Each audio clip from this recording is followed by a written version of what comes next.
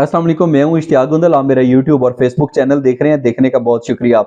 पाकिस्तान के वफाकी वजीर दाखिला राना सनोला साहब ने इमरान खान के लॉन्ग मार्च के साथ ही एक गलत शॉट खेल दी है, एक ब्लंडर मार दी है। और वो ये है कि वफाकी वजीर जो हैं साबिक अली अमीन गंडापुर साहब, पाकिस्तान तहरीक इंसाफ से जिनका तल्लक है, राना सनोला साहब ने उनकी एक ऑडियो जो है वो शेयर की है, जिसमें अली अमीन गंडापुर साहब किसी साहब से फोन पर बात कर रहे हैं और उनसे पूछ रहे हैं कितने आदमी हैं, कितने लाइसेंस हैं, कितनी बंदूकें हैं। और वो आदमी बड़े तसल्ली बख्श अंदाज में जवाब दे रहे हैं कि सब कुछ ठीक है, आप परेशान हो, फिक्र ना करें, सब कुछ ठीक है। उसके बाद वफाकी हुकूमत की तरफ से ये मैसेज दिया गया अवाम को कि ये जो इमरान खान का लॉन्ग मार्च है, ये खूनी जो है वो लॉन्ग मार्च हो सकता है, और इसके हवाले से एक अफरा तफरी जो है वो शायद पैदा करने की कोशिश की गई है। अब बज़ाहिर अगर देखा जाए तो अली अमीन गंडापुर साहब की ऑडियो के हवाले से जिस तरीके से वफाकी वज़ीर दाखिला राना सनोला साहब ने उसको चलाया और उसको मुख्तलिफ जगहों पर शेयर किया, अब बज़ाहिर देखा जाए तो तीन इसके बड़े अहम पहलू हैं जिसके ऊपर बात करना मैं ज़रूरी समझता हूँ। सबसे पहली बात तो यह है कि क्या पाकिस्तान के वफाकी वज़ीर दाखिला राना सनोला साहब जो हैं वो किसी की एक पुरानी ऑडियो जो है वो शेयर कर देते हैं, तो क्या वाकई उनको नहीं पता था कि ये तो शिकार की बात हो रही है, पुरानी ऑडियो है? अगर नहीं पता था तो इसका मतलब है ये तो फिर कई तरह के सवालात को जन्म देता है उनकी टीम के ऊपर, उनकी कारकर्दगी, उनकी अहलियत के ऊपर। और दूसरी बात यह है कि अगर उनको पता था तो फिर क्या लोगों के अंदर अफरा तफरी फैलाने के लिए, लोगों को गुमराह करने के लिए ये जो है ऑडियो इस तरीके से फैलाई गई, इसको शेयर किया गया? और तीसरी बात यह है कि क्या वाकई ये भी हो सकता है कि इमरान खान साहब का जो लॉन्ग मार्च है उसके हवाले से पीडीएम कंफ्यूजन का शिकार है, दबाव और प्रेशर का शिकार है, और जल्दबाजी के अंदर अफरा तफरी में उन्होंने जो है ये कदम उठाया है? बहरहाल मैं समझता हूँ कि लॉन्ग मार्च के हवाले से निपटने के लिए जो पीडीएम की हुकूमत की हिकमत अमली है, मेरा ख्याल है उसके ऊपर इसका मनफी असर पड़ेगा, क्योंकि जो अली अमीन गंडापुर साहब हैं उन्होंने खुद इसकी वजाहत करते हुए ये कहा है कि 2013 से पहले तो वो तीतर और बटेरे का शिकार करते थे। एक गलत लफ्ज है, उसका नाम नहीं लेना चाहिए, लेकिन समझाने के लिए जरूरी है। उसके बाद उन्होंने कहा कि उन्होंने सूर का जो शिकार था वो शुरू कर दिया और उसके लिए इन चीजों की जरूरत होती है। भाई मैं तो वो बात कर रहा था। अब इस हवाले से यकीनी तौर के ऊपर सवालात तो पैदा होते हैं। इस हवाले से आप क्या कहते हैं, क्या सोचते हैं, कमेंट्स में जरूर बताइएगा। और दूसरी जिस अहम इशू के ऊपर, अहम पहलू के ऊपर बात करनी है वो ये है कि गुज़श्ता दिनों DGISPR और DGISI ने प्रेस कॉन्फ्रेंस की। उसके बाद जो है वो ये तासर देने की कोशिश की जा रही थी, ये समझा जा रहा था कि जिस तरीके से इतनी तफसीली एक प्रेस ब्रीफिंग का इत्तमाम किया गया और उसके अंदर जिस तरीके से साफियों के सवालात के बड़े तफसीली जवाबात DGISPR और DGISI की तरफ से दिए गए,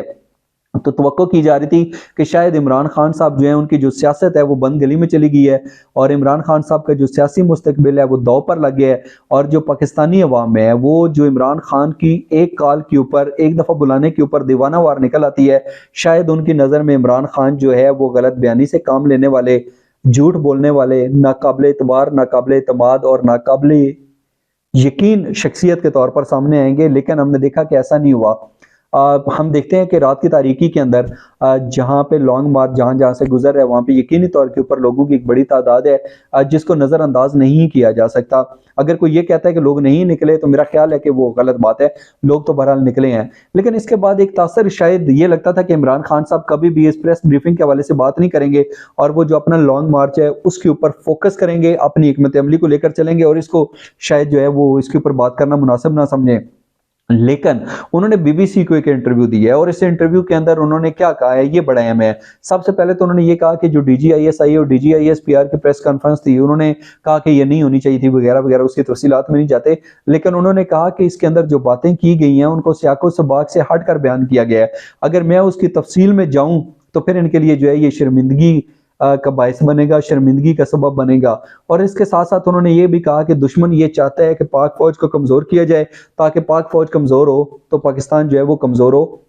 लेकिन बहरहाल दुश्मन तो यकीनी तौर के ऊपर चाहता है, उसने बड़ी कोशिशें भी की, लेकिन हमने देखा कि हमारी सिक्योरिटी फोर्सेस के एक स्पाई से लेकर लेफ्टिनेंट जनरल तक के आला ओहदे के अफसर ने खुद जो अपनी जान की कुर्बानियां देकर इस मादरे वतन के दिफा को यकीनी बनाया है। तो दुश्मन तो कोशिश करता रहता है, लेकिन जब भी दुश्मन ने कोशिश की तो उसको हमेशा जो है मुंह की खानी पड़ी है और उसको मुंह तोड़ जवाब मिला है। इसके साथ साथ इमरान खान साहब ने जब इस हवाले से बात की कि ये जो लॉन्ग मार्च है इसका मकसद क्या है, तो उन्होंने इसके हवाले से बड़ा खुलकर बताया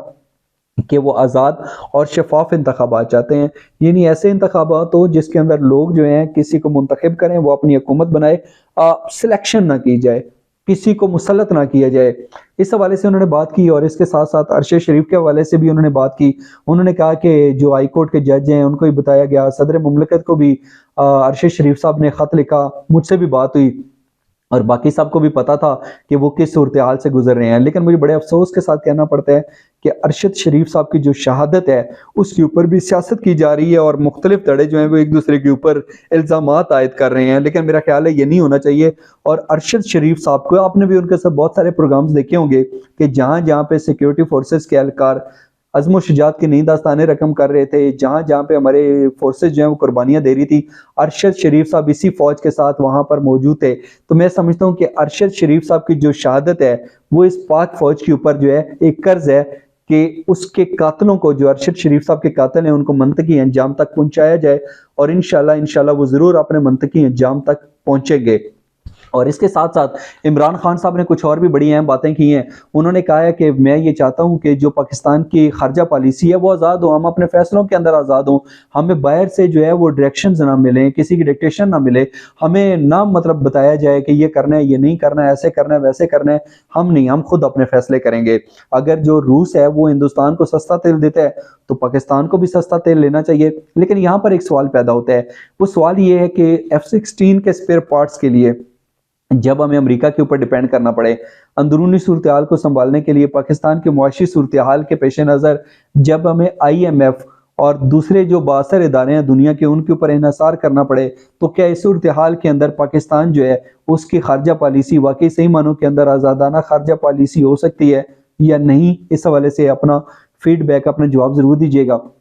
اور عمران خان صاحب جو ہیں ان کا میں ایک انٹرویو کچھ دن پہلے جو ہے وہ دیکھ رہا تھا، اس کے اندر ان سے پوچھا گیا کہ آپ تو جنرل باجوہ کی بڑی تعریفیں کرتے تھے، آپ کہتے تھے کہ آپ نے کمپیریزن بھی کیا جنرل قمر جاوید باجوہ کا سابق army chief general Pervez Musharraf اور رحیل شریف کے ساتھ، اور آپ کہتے تھے کہ army chief general Qamar Javed Bajwa جو ہیں جمہوری عمل کے اوپر یقین رکھتے ہیں، بہترین ہے، اور آپ یہ بھی کہتے تھے کہ آپ کو خارجہ پالیسی کے حوالے سے جو کامیابیاں مل رہی تھی اس کے اندر آرمی چیف کا بڑا اہم کردار ہے۔ تو پھر یہ آپس میں جو اتنے اچھے تعلقات تھے، مثالی تعلقات تھے، یہ اختلافات میں کیسے بدل گئے؟ بہرحال اس حوالے سے عمران خان صاحب نے باقی انٹرویو میں کہا کہ وہ احتساب کرنا چاہتے تھے۔ آصف علی زرداری کے حوالے سے چیئرمین نیب نے ان کو بڑی دفعہ کہا کہ جو ہے ہمارے پاس ساری چیزیں تیار ہیں لیکن ہمیں کام نہیں کرنے دیا جا رہا۔ تو یہ اگین میں سمجھتا ہوں کہ ایک الزام ہے، لیکن اس کے ساتھ ساتھ ایک پہلو جو ہے وہ بڑا اہم ہے، اور وہ اہم یہ ہے کہ عمران خان صاحب جو ہیں، مجھے یہ لگتا ہے کہ شاید وہ جو ہے انہوں نے کھل کر ابھی اس پریس کانفرنس کے حوالے سے بہت تفصیلات میں نہیں گئے، کوئی بہت زیادہ الزامات بازیاں نہیں لگائیں، کوئی بہت زیادہ انہوں نے اس کے اوپر جو ہے وہ اس طریقے سے جہرانہ رد عمل نہیں دیا کہ ان کے لیے مزید جو ہے مشکلات اور مسائل پیدا ہوتے ہیں۔ میرا خیال ہے کہ اگر عمران خان صاحب سمجھداری کا مظاہرہ کریں تو کچھ دن رہ گئے ہیں، میرا خیال ہے کہ ان کے معاملات جو ہیں وہ سیٹل ہو سکتے ہیں۔ کچھ دن کا لفظ اس لیے استعمال کر رہا ہوں کہ آگے انتخابات بھی آنے والے ہیں، اور غالباً 29 نومبر کو army chief general Qamar Javed Bajwa کی جو مدت ملازمت ہے وہ بھی ختم ہو رہی ہے۔ تو اب عمران خان کو ہی نہیں بلکہ جو دیگر سیاسی جماعتیں ہیں ان کو بھی ذرا صبر و تحمل کا مظاہرہ کرنا چاہیے۔ اگر اسی طریقے سے ایک دوسرے کے خلاف سخت الزامات لگاتے رہیں گے، انتقامی کارروائیاں چلتی رہیں گی، تو پھر میرا خیال ہے کہ پاکستان کے لیے جو ہے یہ چیز بہتر نہیں ہوگی۔ اور جیسا کہ آپ کو معلوم ہے کہ جو پنجاب کے ڈپٹی سپیکر ہیں دوست محمد مزاری، ان کو بھی اینٹی کرپشن کے حکام نے جو ہے وہ گرفتار کیا ہے، اور انہوں نے کہا کہ ایک اراضی کا سکینڈل تھا۔ اس سے پہلے ہم دیکھتے ہیں کہ اینٹی کرپشن کی ٹیم کبھی اسلام آباد پہنچ جاتی ہے IG اسلام آباد کی گرفتاری کے لیے۔ میرا خیال ہے کہ یہ جو چیزیں ہیں اس سے نقصان ہوگا، اس سے نقصان ایسے ہوگا کہ اگر سارے ایک دوسرے کو انتقامی کارروائیوں کا نشانہ بناتے رہیں گے تو پھر کام کون کرے گا؟ اس عوام کے جو حقیقی مسائل ہیں ان سے ان کو باہر کون نکالے گا؟ اور پھر دوسری بات یہ ہے کہ اگر اسی طریقے سے کسی بھی MNA MPA کو پکڑ کر آپ سلاخوں کے پیچھے دھکیل دیں گے تو جو لوگوں کے اندر ایک سیاسی رہنما کا ایک قد کاٹ ہوتا ہے، ایک عزت قدر ہوتی ہے، وہ میرا خیال ہے متاثر ہوگی۔ یہ ایک نامناسب عمل ہے، یہ نہیں ہونا چاہیے۔ جس نے غلط کام کیا ہے اس کا ضرور احتساب ہونا چاہیے، اس کو سزا ملنی چاہیے، لیکن اس طریقے سے احتساب کے نام پر انتقامی کارروائیاں بہرحال پاکستان کے مفاد میں نہیں ہیں۔ ان تمام تر حوالے سے جس کے اوپر آج ہم نے جن پہلوؤں کے اوپر بات کی ہے، اپنا قیمتی فیڈ بیک ضرور دیجیے گا، اور جانے سے پہلے اس چینل کو سبسکرائب ضرور کیجیے گا۔ اپنا بہت سا خیال رکھیے۔ اللہ حافظ۔